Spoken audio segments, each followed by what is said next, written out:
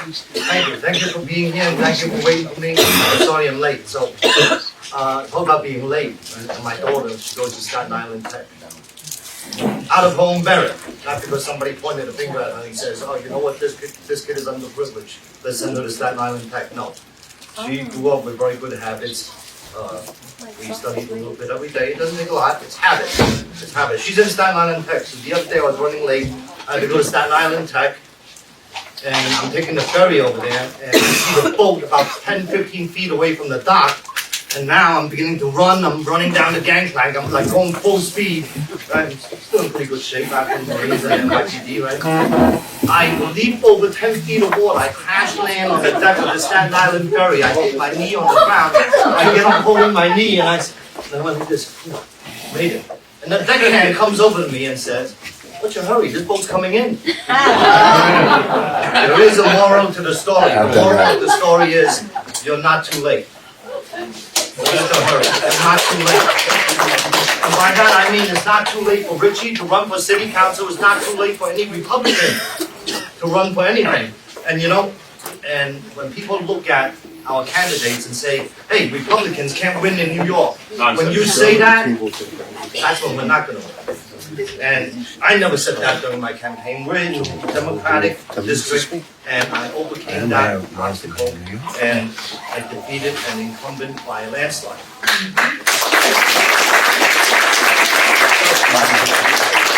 I want everybody to know that yes, Republicans can win with common sense, with the kind of ferocity that I put into my campaign. Richard can win, Louis here can win, and I want to talk about yesterday in Albany. So I was very late coming back from late again. Coming back from Albany yesterday because I was sitting in a budget hearing and they were talking about the jobs.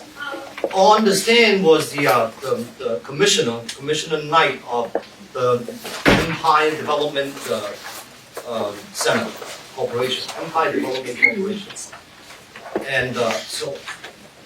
The senators and assemblymen that questioned her prior to me was throwing her brown balls.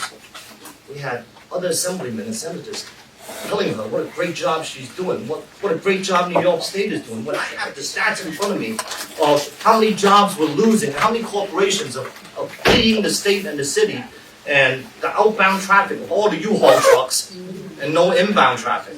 We're losing tax base, we're losing companies, we're losing jobs. So that kind of enticed me to want to stay there at that hearing. And that hearing was about 8 hours long, but I stayed there just so I could question her. So I asked her, what have you done? Well, if I was the CEO of a company, medium or large size company, what's the incentive? What's the allure for me? And it's on my Facebook page, by the way. You can see that whole exchange. What's the allure for me to move my company to New York and contribute to the economy?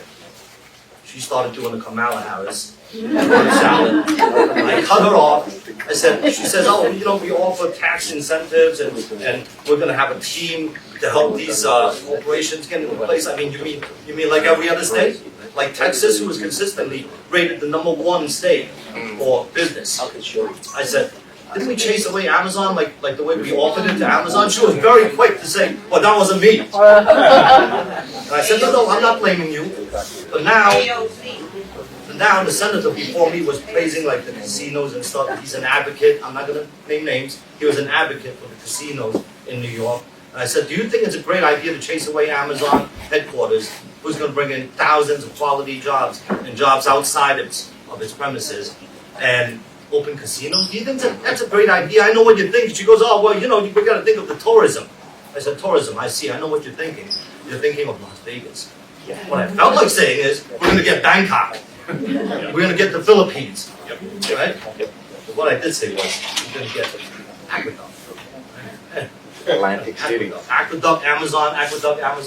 Think about that for a second, okay? So, right now, I'm forging a lot of friendships in Albany. Right? South Brooklyn is in a very unique position where we have Democrats and Republicans working together. We're seeing eye to eye. It's a beautiful thing.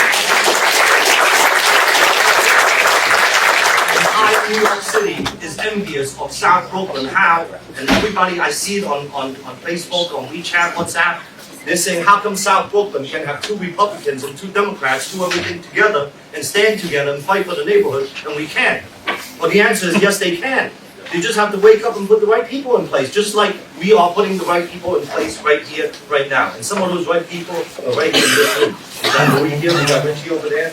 We need to get the word out. We need to tell our fellow citizens here, no matter whether they're Democrats or Republicans, that there are people who care about us. There are people who care about our neighborhood.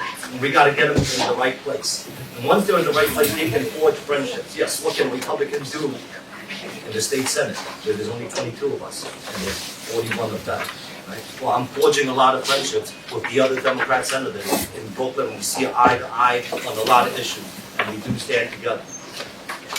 What the public doesn't see is the bickering that goes on, the debates on the Senate floor. But at the same time, what the public doesn't see is the friendships that are being forged. Who says I can't be friends with a black female senator from Canarsie? Yes, I can, and I am friends with her. And we see eye to eye on a lot of issues too.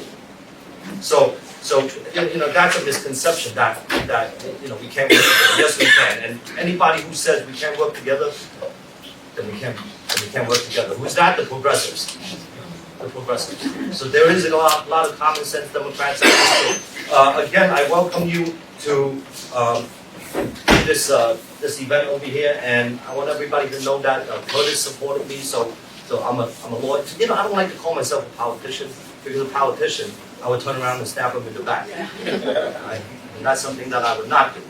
Talk about campaigning. I want to mention Richie's campaign. He said he started his campaign 3.5 decades ago. Well, you know what? I started my campaign when I was about 12 years old.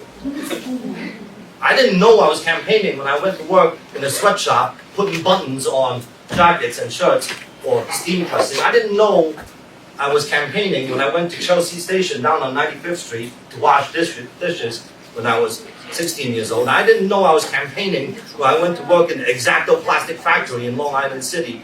Or I didn't know I was campaigning when I went to battle in the United States Marines. I didn't know I was campaigning when I went to the NYPD or served as PTA president in the co-op over here and in the SLT and PS 112. But you know what? When I stepped out and the neighbors saw that Steve Chen, and a lot of them knew me already, when they saw, hey, that guy is running for Senate, guess what? He wore the same shoes as me. He did the same thing I did. I'm voting for him. I'm voting for him. I'm voting for that guy. Well, you know what? Now Richard is that guy and Louis is that guy. So please, get the word out there, and thank you for coming.